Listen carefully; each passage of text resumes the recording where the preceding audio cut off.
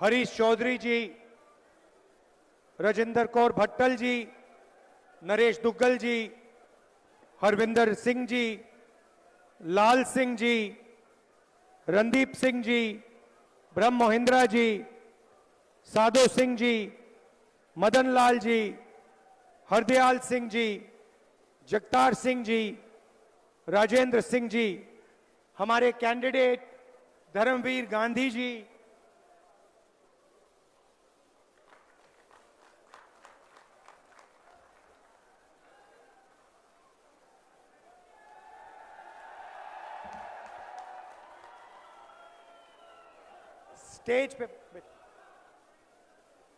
Stage पे Congress party के वरिष्ठ नेता, कांग्रेस पार्टी के सारे कार्यकर्ता, हमारे बब्बर शेर, भाइयों और बहनों, पंजाब के युवाओं, किसानों, आप सबका यहां बहुत बहुत स्वागत। इतनी गर्मी में आप आए, दूर दूर से आए, मेरी बात सुनने आए, दिल से आपका धन्यवाद करना चाहता हूं।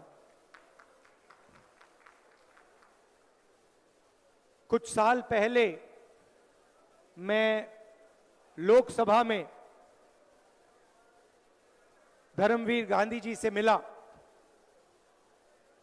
और पहले मुझे पता लग गया कि गांधी जी कांग्रेस पार्टी की विचारधारा के व्यक्ति हैं। कॉन्स्टिट्यूशन, डिसेंट्रलाइजेशन की विचारधारा में बिलीव करते हैं और मुझे मालूम था कि कभी ना कभी गांधी जी कांग्रेस पार्टी में आएंगे और इसलिए काफी खुशी हो रही है।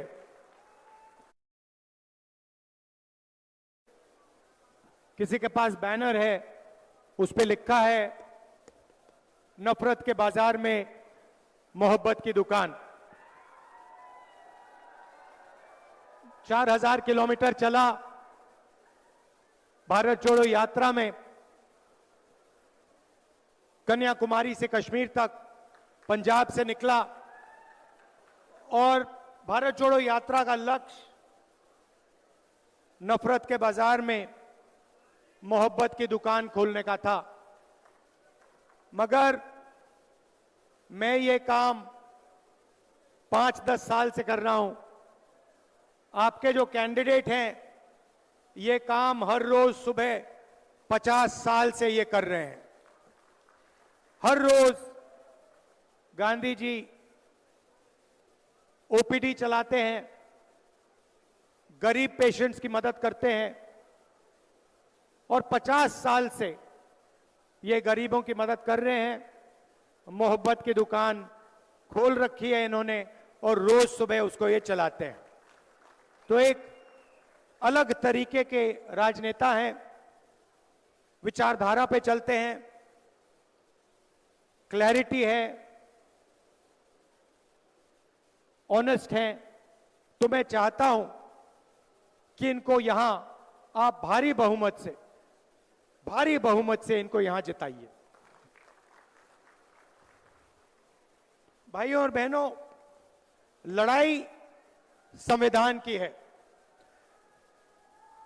एक तरफ कांग्रेस पार्टी, इंडिया अलायंस जो संविधान की रक्षा कर रहा है और दूसरी तरफ बीजेपी और आरएसएस जो संविधान को बदलना चाहते हैं, रद्द करना चाहते हैं, खत्म करना चाहते हैं। मैंने अपने भाषण में कहा था, हिंदुस्तान यूनियन ऑफ स्टेट्स है। इसमें अलग अलग विचारधाराएं हैं, अलग स्टेट्स हैं, अलग भाषाएं हैं, अलग धर्म हैं, अलग जात हैं और इन सब चीजों की रक्षा ये कॉन्स्टिट्यूशन करता है, संविधान करता है। अगर पंजाब एक स्टेट है, अगर पंजाब को इज्जत मिलती है, यहां पे अलग अलग धर्म के लोग रहते हैं, अगर उनको इज्जत मिलती है, अगर दलितों को, पिछड़ों को, गरीबों को इज्जत मिलती है, अधिकार मिलते हैं, तो अंबेडकर जी का जो संविधान है, गांधी जी का जो संविधान है, उनको ये अधिकार देता है। और बीजेपी चाहती है कि जो यहां पहले होता था, राजाओं के टाइम, उससे पहले जो होता था, वो एक बार फिर हो। एक व्यक्ति पूरे देश को चलाए, एक भाषा हो, एक हिस्ट्री हो, एक कल्चर हो, एक धर्म हो, मगर हिंदुस्तान अलग अलग धर्मों का, अलग जातों का, अलग भाषाओं का देश है। और इसीलिए हम सबको कॉन्स्टिट्यूशन की, संविधान की रक्षा करनी है। भाइयों और बहनों, संविधान ने आपको हरी क्रांति दी, सफेद क्रांति दी, पब्लिक सेक्टर दिया, रिजर्वेशन दिया, सारा का सारा जो भी हिंदुस्तान के गरीब लोगों को मिला है वो इस संविधान ने दिया है। और मैं बीजेपी के लोगों से कहना चाहता हूं, नरेंद्र मोदी जी से कहना चाहता हूं कि देखिए, आपको जितने बयान देने हैं आप दीजिए। आपके नेता पब्लिक में कहते हैं कि हम कॉन्स्टिट्यूशन को फाड़ देंगे, बदल देंगे, मगर मैं आपको मैसेज देना चाहता हूं, इस संविधान को दुनिया में कोई शक्ति नहीं खत्म कर सकती है, क्योंकि ये संविधान हिंदुस्तान का संविधान है, ये हिंदुस्तान के लोगों की आवाज है, ये हिंदुस्तान के लोगों का इंस्पिरेशन है। तो आपको जो बोलना है बोलिए, मगर आप इस काम को पूरा नहीं कर पाओगे, क्योंकि हम सारे एक साथ मिलकर आपके खिलाफ खड़े हैं। आपको हम ये काम नहीं करने देंगे।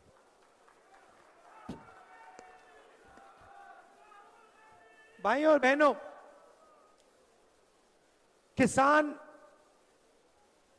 पंजाब की रीढ़ की हड्डी है, हिंदुस्तान की रीढ़ की हड्डी है। और किसान 24 घंटा देश को भोजन देने में अपना खून, पसीना, मेहनत हर रोज डालता है। नरेंद्र मोदी जी ने पिछले 10 साल किसानों के लिए कुछ नहीं किया। अरबपतियों का कर्जा माफ किया, अरबपतियों को सब फैसिलिटी दी, मगर किसानों को उन्होंने 3 काले कानून दिए। जब किसान सड़क पे उतरे, पंजाब के, हरियाणा के, राजस्थान के, महाराष्ट्र के किसान जब सड़क पे उतरे, नरेंद्र मोदी जी ने उन्हें आतंकवादी कहा। 700 किसान शहीद हुए, आज तक उनको शहीद का दर्जा नहीं दिया। मैं पार्लियामेंट में बोलना चाहता था, शहीदों के बारे में बोलना चाहता था, मुझे बोलने नहीं दिया। अब कांग्रेस पार्टी की सरकार आ रही है। भारत जोड़ो यात्रा में हजारों किसानों से मैंने बात की। आपने मुझे 3 बातें बोली थी, मैं ये 3 बातें आपके लिए पूरी करके दूंगा। पहला काम आपने कहा, और आपने मुझे सवाल पूछा, राहुल जी, अरबपतियों का लाखों करोड़ रुपए कर्जा माफ होता है, किसानों का एक बार यूपीए सरकार ने माफ किया, नरेंद्र मोदी जी ने 10 साल में नहीं किया। क्या जब आपकी सरकार आएगी आप किसानों का कर्जा माफ करोगे? उस सवाल का जवाब मैं आपको देना चाहता हूं। हमारा पहला काम किसानों का कर्जा माफ करने का होगा। मगर हम सिर्फ एक बार कर्जा माफी की बात नहीं है। हम चाहते हैं कि जब भी किसानों को जरूरत हो उनका कर्जा माफ हो। इसीलिए हम सरकार में एक संस्था बनाएंगे जिसका काम किसान कर्जा माफी का रिकमेंडेशन करने का होगा। जब भी यह संस्था सरकार को कहेगी कि हिंदुस्तान के किसानों को कर्जा माफी की जरूरत है, हम किसानों का कर्जा माफ आपके लिए करके दे देंगे। 2 बार, 3 बार, 4 बार, जितनी भी बार आपको जरूरत होगी हम आपका कर्जा माफ करके आपको देंगे। दूसरा काम, आपने कहा था कि हर प्रोडक्ट के लिए लोगों को सही दाम मिलता है। टूथपेस्ट के लिए, शर्ट के लिए, पैंट के लिए, घड़ी के लिए मार्केट में दाम लिखा होता है, मगर जब किसान अपना अनाज, धान, शुगरकेन, आलू बेचता है तो उसे कभी भी सही रेट नहीं मिलता है। एक्सपोर्ट इंपोर्ट पॉलिसी को बदल दिया जाता है, खेल खेले जाते हैं और किसान को कभी भी सही दाम नहीं मिलता। इसीलिए हमारा दूसरा काम किसानों के लिए कानूनी मिनिमम सपोर्ट प्राइस हम आपको और हिंदुस्तान के किसानों को देने जा रहे हैं। कम से कम दाम की गारंटी आपको हिंदुस्तान की सरकार देगी। नरेंद्र मोदी जी ने साफ कहा कि वो ये काम नहीं करने जा रहे हैं। मैं आपको इस स्टेज से गारंटी दे रहा हूं कि किसानों का कर्जा माफ होगा और किसानों को मिनिमम सपोर्ट प्राइस कानून से दिलवाई जाएगी। आखिरी काम किसानों के लिए, आपने कहा कि बीमा योजना का फायदा 16 कंपनियों को होता है, नुकसान होता है, तूफान आती है, आंधी आती है, हमें पैसा नहीं मिलता। महीनों हम फोन लगाते रहते हैं, ईमेल करते रहते हैं, कंपनी हमारा बीमा का पैसा नहीं देती।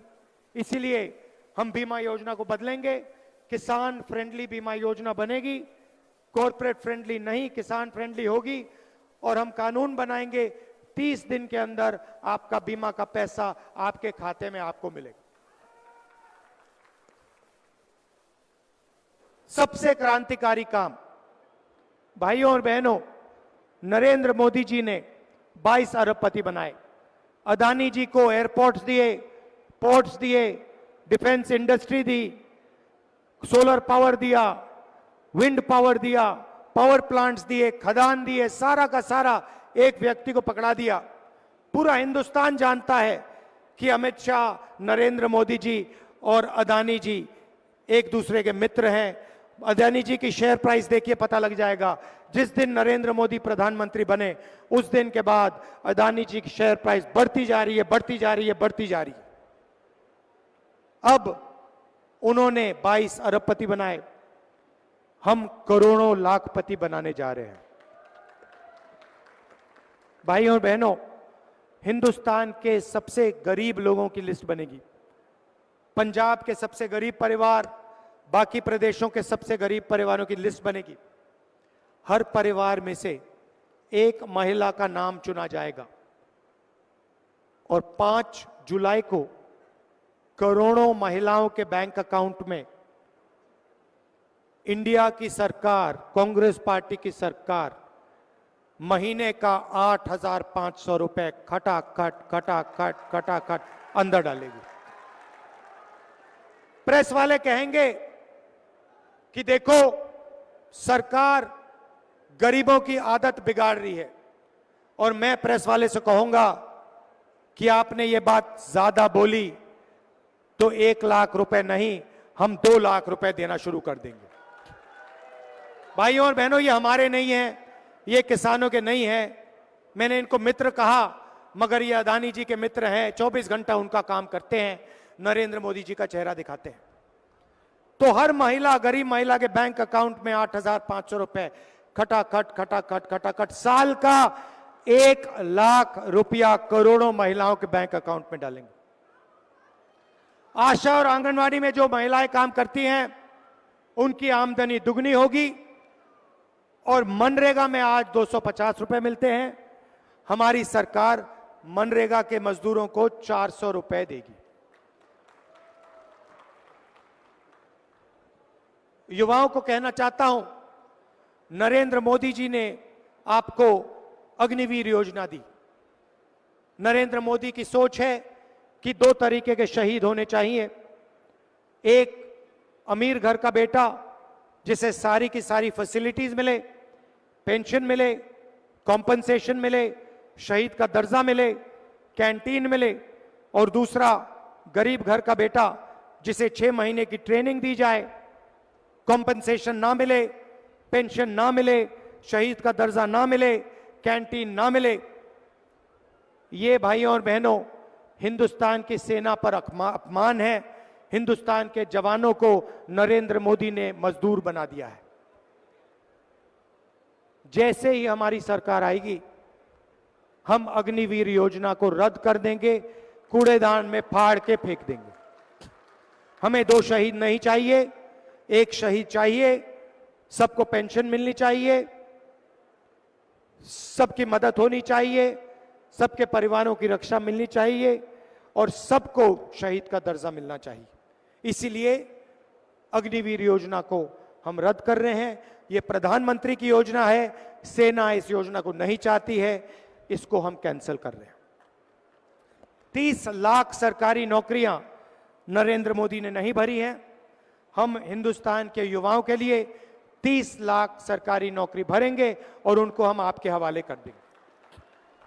और आखिरी और शायद सबसे ऐतिहासिक काम, हमारा नया स्कीम है, क्रांतिकारी स्कीम है, पहली नौकरी पक्की। इस स्कीम के माध्यम से हिंदुस्तान के बेरोजगार ग्रेजुएट्स को 1 साल की नौकरी मिलेगी, बेहतरीन ट्रेनिंग मिलेगी। पब्लिक सेक्टर में HAL, BHEL ऐसी कंपनीज में, प्राइवेट सेक्टर में, सरकारी अस्पतालों में, सरकारी कॉलेजेस यूनिवर्सिटीज में, सरकारी ऑफिसेज में 1 साल की नौकरी मिलेगी। 8,500 रुपए महीने का खटाखट खटाखट खटाखट करोड़ों बेरोजगार युवाओं के बैंक के अंदर जाएगा। 1 साल की नौकरी होगी। 1 साल में आपको हिंदुस्तान की सरकार 1 लाख रुपए देने का काम करेगी। भाई और बहनों, मैं गांधी जी से बात कर रहा था, आज हमने लंच खाया और उनसे मैं कह रहा था कि देखिए, मोदी जी ने अरबपतियों के जेब में पैसा डाला, अरबपतियों ने यह पैसा अमेरिका में इन्वेस्ट किया, बड़ी बड़ी इमारतें खरीदी, घर खरीदे, मैंशंस खरीदे। इन्होंने ये पैसा लंदन में, अमेरिका में, जापान में, दुबई में खर्च किया। अब हम चाहते हैं कि करोड़ों महिलाओं के बैंक अकाउंट में, करोड़ों युवाओं के बैंक अकाउंट में, किसानों के बैंक अकाउंट में पैसा डालेंगे। ये पैसा आप हिंदुस्तान में खर्च करोगे, भारत में खर्च करोगे, गांव में खर्च करोगे, शहरों में खर्च करोगे। क्या करोगे आप माल खरीदोगे, मोबाइल फोन खरीदोगे, scooter, motorcycle, shirt, pant, toothbrush, toothpaste, ये चीजें आप खरीदोगे। जैसे ही आप चीजें खरीदोगे वैसे ही इन चीजों का डिमांड बढ़ेगा और हिंदुस्तान की फैक्ट्रियां चालू हो जाएंगी। जो फैक्ट्रियां आज बंद पड़ी हैं, नरेंद्र मोदी जी ने नोटबंदी से, GST से ये जो फैक्ट्रियां बंद की हैं, ये फैक्ट्रियां चालू हो जाएंगी और हिंदुस्तान के बेरोजगार युवाओं को एक बार फिर रोजगार मिलना शुरू हो जाएगा। हम चेन बना रहे हैं। पहले आपके जेब में पैसा डालेंगे, आप माल खरीदोगे, फैक्ट्रियां माल बनाएंगी, फैक्ट्रियों में आपको रोजगार मिलेगा। आपके जेब में और पैसा आएगा, आप और माल खरीदोगे, फैक्ट्रियां और तेजी से चलेंगी। हम इकोनॉमी को जंप स्टार्ट करने की कोशिश कर रहे हैं। नोटबंदी ने और गलत GST ने इकोनॉमी को ठप कर दिया, सुला दिया है। जैसे गाड़ी में पेट्रोल डाला जाता है चाबी घुमाने से पहले, वैसे ही हम आपके जेब में पैसा डाल रहे हैं। एक प्रकार से हम हिंदुस्तान की अर्थव्यवस्था में पेट्रोल डाल रहे हैं। उसके बाद सरकार बनेगी, चाबी घुमाएंगे और हिंदुस्तान की अर्थव्यवस्था स्टार्ट हो जाएगी। ये हमारी सोच। अंत में फिर दोहराना चाहता हूं, कॉन्स्टिट्यूशन की लड़ाई है, अंबेडकर जी का कॉन्स्टिट्यूशन है। ये हिंदुस्तान के हर सिटीजन का फर्ज है कॉन्स्टिट्यूशन की रक्षा करना। तो मिलकर हम कॉन्स्टिट्यूशन, संविधान की रक्षा करेंगे और बीजेपी के नेताओं को दिखाएंगे कि इस कॉन्स्टिट्यूशन को कोई नहीं मिटा सकता, अंबेडकर जी के कॉन्स्टिट्यूशन को कोई नहीं मिटा सकता, संविधान को कोई नहीं छू सकता। सरकार चले तो किसानों के लिए, मजदूरों के लिए, गरीबों के लिए चलनी चाहिए। नरेंद्र मोदी जी ने सब कुछ अरबपतियों के लिए किया।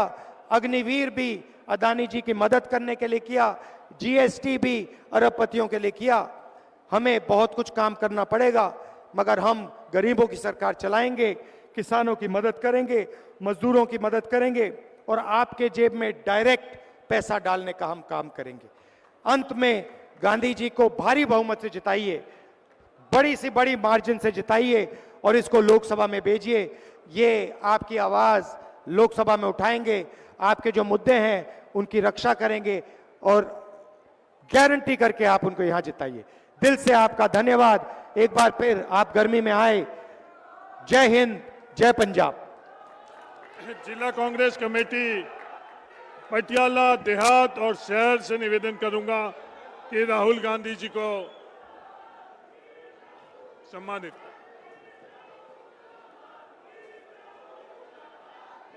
धन्यवाद।